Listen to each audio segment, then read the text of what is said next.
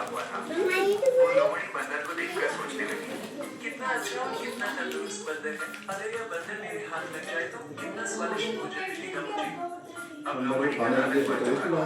वो रोज उस बंदर वाले पेड़ के पास आकर उस बंदर को देखती और मौके का इंतजार करती। लेकिन वो बंदर पेड़ पर ही चला रहता और लोमड़ी के हाथ नहीं आता।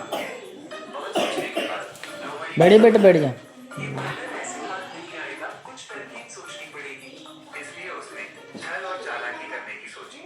वो बंदर के पास गई और कहने लगी, प्यारे बंदर भाई, क्या तुम्हें ये बात पता चली? पूरे जंगल में खुशखबरी मिली है।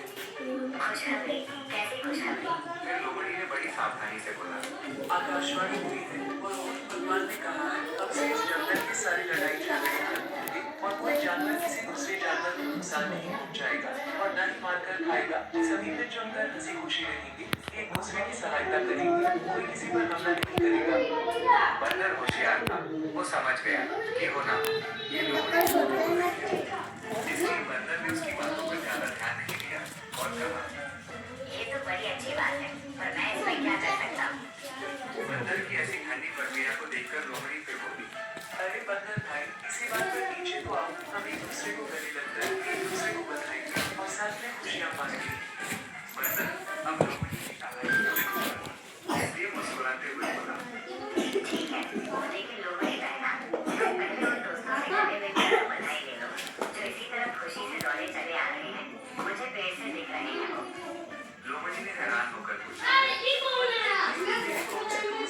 अरे लोमड़ी बहन, वो शिकारी कुत्ते, वो भी तो हमारे दोस्त ही है ना, वो भी शायद तुम्हें बधाई देने इसी बार आए हैं। शिकारी कुत्तों का नाम सुनते ही लोमड़ी थक-थक कांपने लगी।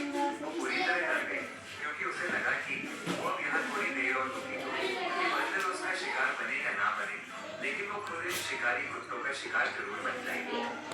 इसलिए उसने अपनी जान बचाना ही भला समझा और वहाँ से भाग गई।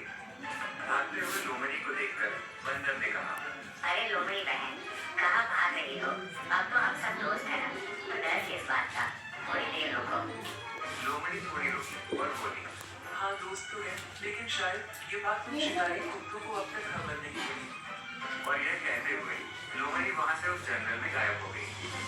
इस कहानी से हमें ये समझ आता है कि धूर्त और चालाक लोगों से हमेशा सावधान और सतर्क रहना चाहिए और चतुराई से काम लेना चाहिए। क्या कह रहा है, जो धूर्त होते हैं, जो ज्यादा होते हैं, चालाक होते हैं, उनसे हमें दूर रहना चाहिए और समझदारी से क्या लेना चाहिए हमें काम। तो ये आपने सुनी है बंदर और लोमड़ी की कहानी सुनी ना, तो क्या करती है लोमड़ी बंदर से, तो लोमड़ी क्या है कि बंदर से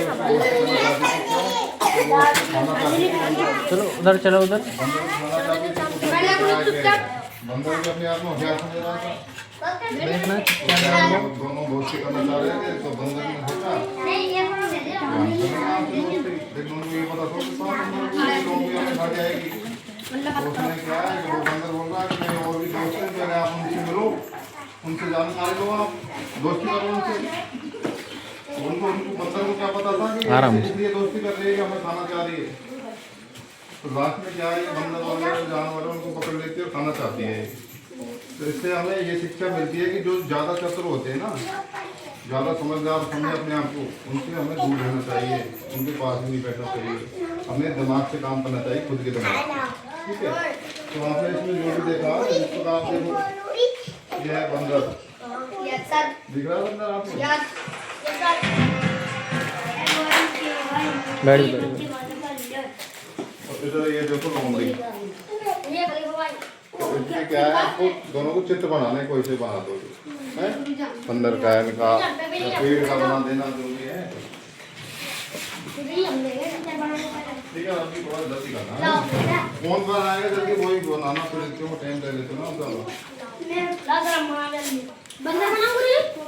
पेंसिल से